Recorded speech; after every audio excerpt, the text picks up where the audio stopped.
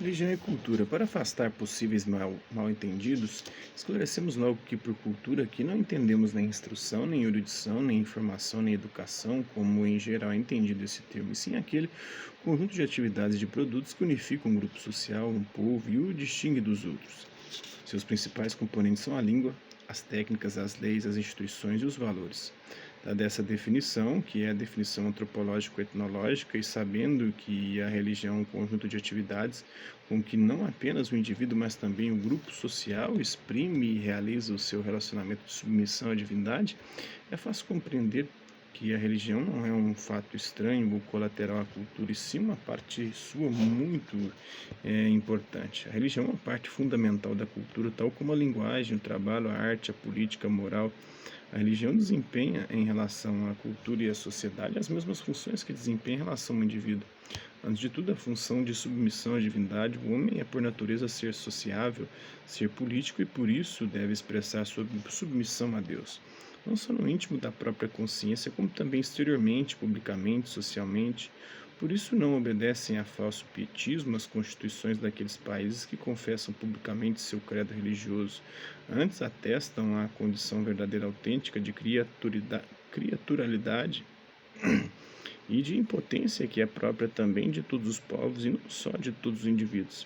Em segundo lugar, a função soteriológica para obter a salvação coletiva além da pessoal. De fato, nas grandes calamidades, peste, fome e guerra, quando está em jogo a existência mesma do grupo social, a religião sempre teve destaque na vida de um povo. Enfim, a religião funciona como princípio de unificação e de apoio de todo o edifício cultural, sobretudo assegurando um sólido fundamento aos valores absolutos e às leis morais.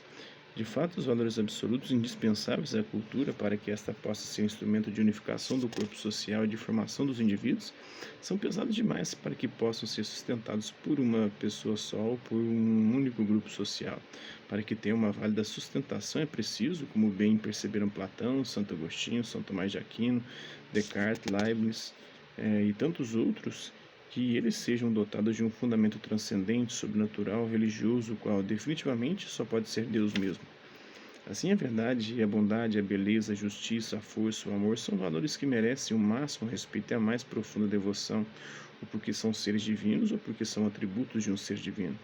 Essa lógica elementar que induziu todas as culturas do passado, tanto primitivas quanto civilizadas, a atribuir um alicerce religioso aos valores absolutos. Trata-se de um alicerce mais espontâneo que racional, mas que corresponde a um plano de óbvia racionalidade imposto pela lógica das coisas. De fato, é impossível escapar do seguinte dilema: uma cultura inclui também valores absolutos, então deve fundá-los na religião, ou é uma cultura sem religião e então não consegue achar um válido fundamento para esses valores absolutos, dos quais precisa, se quiser cumprir suas funções essenciais, de sustentáculo da sociedade e formação dos cidadãos.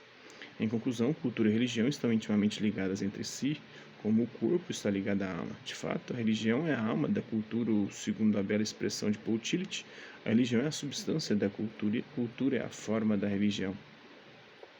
Levando-se em conta as funções que a religião desempenha na sociedade, é evidente que ela goza de um primado absoluto em relação às outras atividades culturais, como a ciência, a economia, a tecnologia, a política, primado que é confirmado pela história da humanidade, como evidenciaram os estudos de Durkheim, Toynbee, Dawson, Mircea Eliade, Luckmann e muitos outros autores.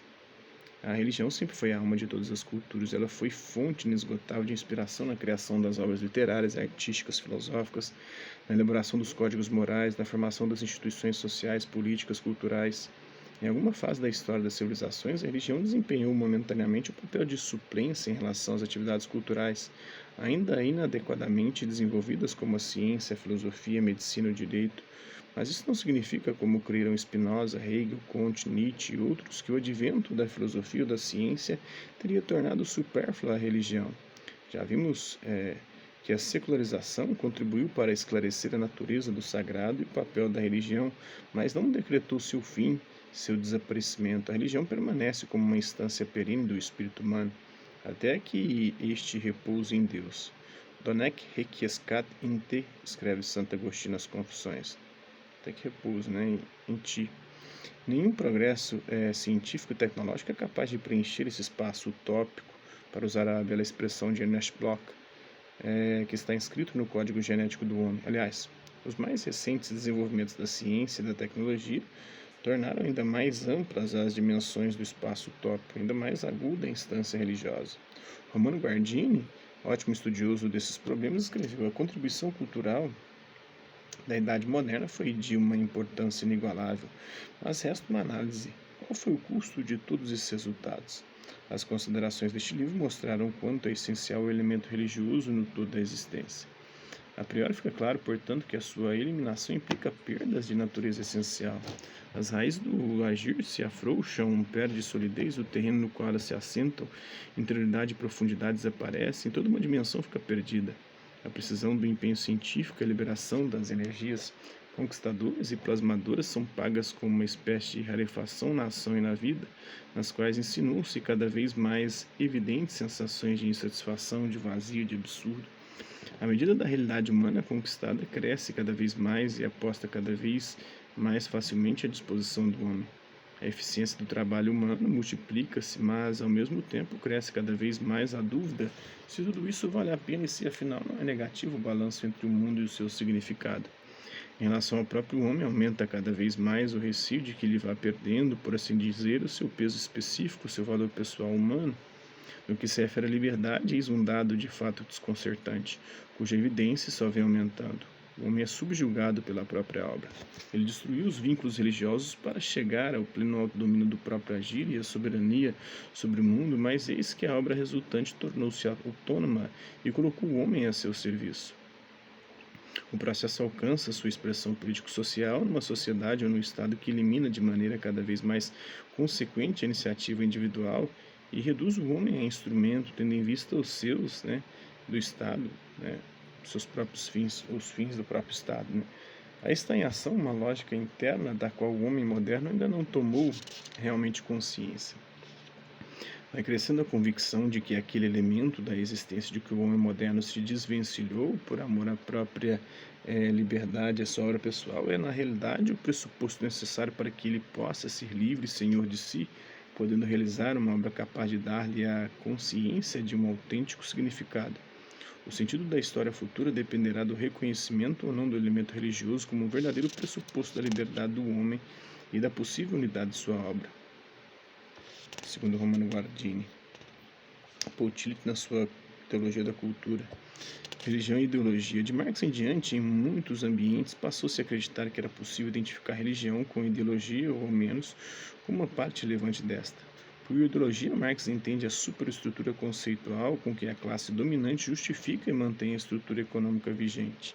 Portanto, a ideologia está a serviço do poder, é uma visão da realidade que, através da filosofia do direito, da moral e da religião, garante para si o poder político. A ideologia mascara uma realidade que só pode continuar sendo ela mesma valendo-se do processo de mascaramento.